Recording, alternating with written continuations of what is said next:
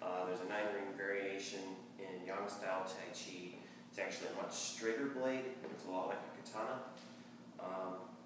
Evidently, Japanese swordcraft was very inspired by Chinese. The original straight sword was introduced in Japan, and then they improved on that quite a bit. But this is, as I said, it's called the Dao, typically spelled in English D-A-O, as opposed to the T-A-O, which is like Taoism. In this case, Dao means knife, which is what this is.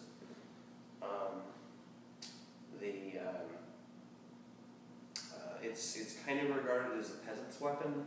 Chung Ta-Chen, who's my Yang Tai Chi grand teacher,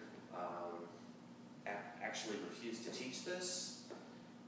He focused on the straight sword. My teacher, Andy, basically spent a lot of time watching him practice this, and then let himself be seen practicing it badly, and then his teacher went, and said, not like that, like this, and so that's how Andy actually ended up learning the Yang version of the Broadsword form. But what I practice usually is a sword that Andy teaches in his Bongo system called Cyclone Sword. Cyclone Broadsword has a lot of jumping kicks, and it's a very vigorous form compared to a lot of the double-edged sword stuff, and I haven't done it in a while, so I'm going to be practicing it quite a bit. But, so anyways, basic techniques for this, some basic concepts. It's much heavier than the double-edged sword. It lends itself really well to curving techniques. Double-edged sword, you're basically trying to make a lot of the same curves with a straight edge, which is really hard. This lends itself really well. Same thing, it's called cloud knife, where you're using your body weight and your legs to drag the knife through, let it fall, drag it away. One common technique is called pull level knife, where you actually drag your hand forward as you're pulling the knife across. Big ouchies there. Let's see. It's a much easier weapon to block with than a double-edged sword. A couple of blocks you can do. You can block like this. You block like this.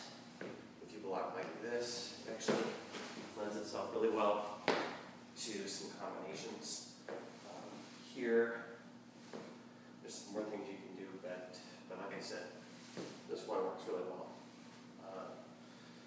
Other techniques, this is called the Liao, which basically means to stir up the mud at the bottom of the pond. If you can imagine dragging a stick through a pond and hitting the mud at the bottom, gives you an idea what the sensation is. There's a lot of things just beyond the basic, like splitting techniques that you can do, or chopping. You can actually carve, sink into the back foot, and then just attack the whole thing like that. There's a technique that shows up in a lot of styles called lion rolls ball. Lion plays with ball is a different thing.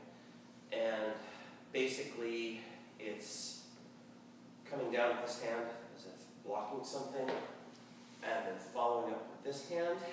Perhaps you're catching an arm upside down, breaking the elbow. But it's typically done like this. So you could follow up with a back fist or something, blocking something. Also works quite well with broadsword. So you could come in and cut. Oops. It's easier when I'm actually doing it in the form.